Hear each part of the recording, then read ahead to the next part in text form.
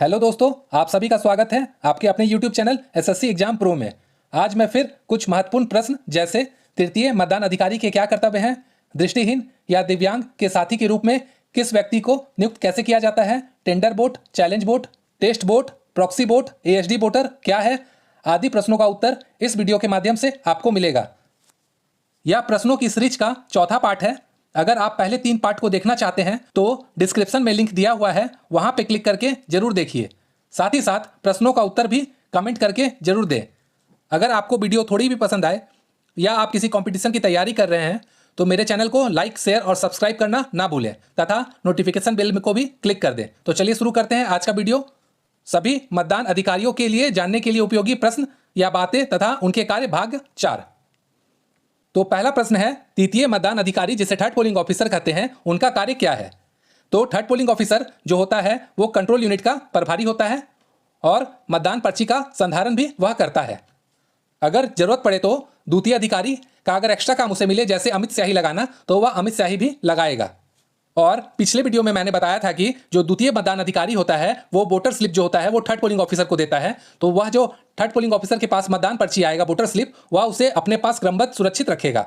इसके लिए वह क्या करेगा कि एक एक पर्ची को लेते हुए अपने पास रखे काटी नुमा या पिन नुमा चीज में वह उसे खोजता हुआ चला जाएगा।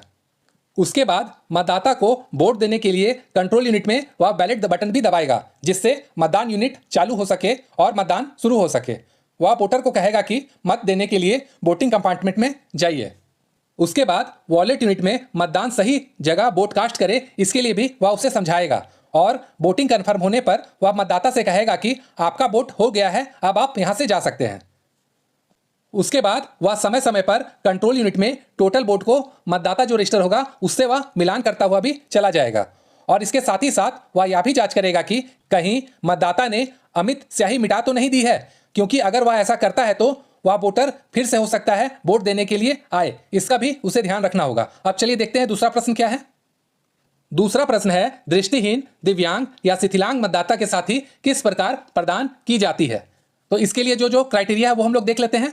इसके लिए पहला क्राइटेरिया यह है कि जो पीठासीन अधिकारी होंगे वह अनुलग्नक में साथी के द्वारा घोषणा भरवाएंगे।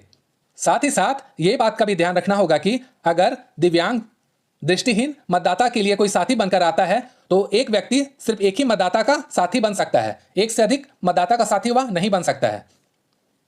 और उसके बाद जो साथी आएगा उसका अमित स्याही साथी के दाहिने हाथ की तर्जनी में लगाई जाएगी। ऐसे तो अमित स्याही बाएं हाथ की तर्जनी में लगता है, लेकिन साथी को दाहिने हाथ की तर्जनी में लगाई जाएगी। और उसका यह भी ध्यान रखना होगा कि इसकी जो आयु होगी साथी की वो 18 वर्ष से अधिक होनी चाहिए। और उसके बाद मतदाता को ईवीएम से वोट देने में वह सहायता भी करता है जो साथी आता है। और ऐसे सभी मामलों की पीठासीन अधिकारी एक सूची बनाते हैं जो प्रारूप 14 का में होता है। अगर आप देखना चाहते हैं कि इन प्रारूपों को कैसे भरा जाता है तो डिस्क्रिप्शन में दिए गए वीडियो पीठासीन अधिकारी के प्रपत्र में इसे आप देख सकते हैं। तो अब देखते हैं, चलिए तीसरा प्रश्न क्या है। तीसरा प्रश्न है, टेंडर वोट जिसे निविदत वोट कहते हैं वह क्या है, इसे कब कराया जाता है और इसका संधारण किस प्रकार करते हैं। इसके लिए पहला इंपॉर्टेंट क्राइटेरिया यह है कि जब यह निश्चय हो जाता है कि जो वास्तविक मतदाता है उसके बदले में किसी और ने पूर्व में झांसा देकर मतदान कर दिया है, ऐसा व्यक्ति ईवीएम से वोट नहीं देगा, बल्कि इसके लिए एक मतपत्र होता है जिसे निविदत मतपत्र कहते हैं, वह जारी किया जाएगा जिस पर वह अपना वोट कास्ट करके वहां पे जो पीठासीन अधिकारी होंगे उसे वह लौटा देगा। और ऐसे जितने भी निर्गत मतपत्र होंगे उनकी सूची पीठासीन अधिकारी प्रपत्र 17 खा में तैयार करेंगे और उसमें मतदाता का हस्ताक्षर भी ले लेंगे। अगर आप देखना चाहते हैं कि इन प्रपत्र को कैसे भरा जाता है तो डिस्क्रिप्शन में वीडियो का लिंक दिया हुआ है, वहां से आप जाके देख सकते हैं। और साथ ही साथ बचे हुए जो निविदत मतपत्र होंगे एवं जो प्रपत्र 17 खा होगी उनकी सूची को अलग अलग इनवेलप में भरकर उसे सील बंद कर दिया जाएगा। अब चलिए देखते हैं चौथा प्रश्न क्या है। चौथा प्रश्न है, चैलेंज वोट यानी अभ्याक्षेपित मत क्या होता है, चैलेंज कौन कौन कर सकता है और इसकी संधारण किस प्रकार किया जाता है। तो इसमें यह ध्यान रखना होगा कि जो चैलेंज होता है किसी व्यक्ति के लिए वो 3 ही आदमी कर सकता है। पहला जो है मतदान अभिकर्ता जो होता है वहां पे एजेंट वो, या फिर निर्वाचक जो एजेंट होते हैं वो, या फिर कैंडिडेट, ये 3 ही चैलेंज वोट कर सकता है। चैलेंज करने के लिए जो आपेक्ष करता होंगे उनसे 2 रुपया लेकर उसका रसीद काटा जाएगा। रसीद पुस्तिका का फॉर्मेट नीचे दिया गया है, मैं उसे अच्छे से डिटेल में बताऊंगा। कि उसे कैसे भरते हैं। चलिए उसके बाद देखते हैं कि क्या होता है चैलेंज वोट में। तो उसमें होता है फिर कि मतदाता को जो प्रक्रिया होगी उसका चैलेंज वोट का उसे बताया जाएगा, और अगर वह गलत साबित होता है तो जो संभावित सजा होती है उसके बारे भी उसे सचेत किया जाएगा। और उसके बाद प्रारूप 14 भरकर मतदाता उसमें हस्ताक्षर भी अपना करेंगे। अगर आपेच गलत साबित होता है तो चैलेंज की राशि जो है वह जब्त कर ली जाएगी जो उसने 2 रुपया दिया है, और मतदाता को अनुलग्नक के साथ पुलिस को सौंप दिया जाएगा। और अगर आपेक्ष सही पाया जाता है तो वह 2 रुपया जो उसने जमा किया था वह आपेक्षकर्ता को वापस से दे दिया जाएगा। तो चलिए देखते हैं रसीद पुस्तिका किस प्रकार होती है। तो कुछ इस प्रकार की रसीद पुस्तिका होगी। इसमें जो पहला है उसमें जो पैसा लिया जाएगा उसके बारे में यहाँ पे डिटेल भरा जाएगा कि जो किसने वोट के लिए चैलेंज किया है वो यहाँ पे भरा जाएगा, और उसके बाद कि जो तारीख होगा वो भी भरा जाएगा कि 2 रुपया लिया गया है किस तारीख को, और जो मतदान केंद्र में पीठासीन अधिकारी होंगे वो यहाँ पे अपना हस्ताक्षर भी करेंगे। और अगर जो आपेक्ष उसने लगाया है वो सही साबित होता है तो 2 रुपया जब उसे वापस कर दिया जाएगा तो इसमें फॉर्मेट में भरा जाएगा, यहाँ दिनांक भरा जाएगा और यहाँ अभ्यर्थी निर्वाचनकर्ता का साइन लिया जाएगा। साथ ही साथ मतदान जो अभिकर्ता होंगे उनका नाम और हस्ताक्षर भी यहाँ पे लिया जाएगा, और उसी तरह इसको भी भरा जाएगा। अब चलिए देखते हैं अगला प्रश्न क्या है। अगला प्रश्न है परीक्षण मत यानी टेस्ट वोट कब होता है।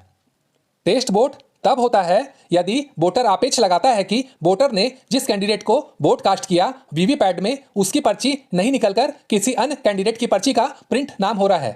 ऐसे में जो पीठासीन अधिकारी होंगे वो मतदाता से 49 MA प्रारूप जो होंगे उनके तहत घोषणा में हस्ताक्षर करवाएंगे, और उसके बाद वह वोटर वहां पे जो उपस्थित मतदान अभिकर्ता होंगे और पीठासीन अधिकारी होंगे उनके साथ वोटिंग कंपार्टमेंट में जाएंगे, और फिर जो पीठासीन अधिकारी है वह वोटर को दोबारा वोट उसी कैंडिडेट को देने के लिए बोलेगा, और फिर से वह उसका क्रॉस चेक करेगा कि वो जो वोटर बोल रहा है वो सही है या नहीं।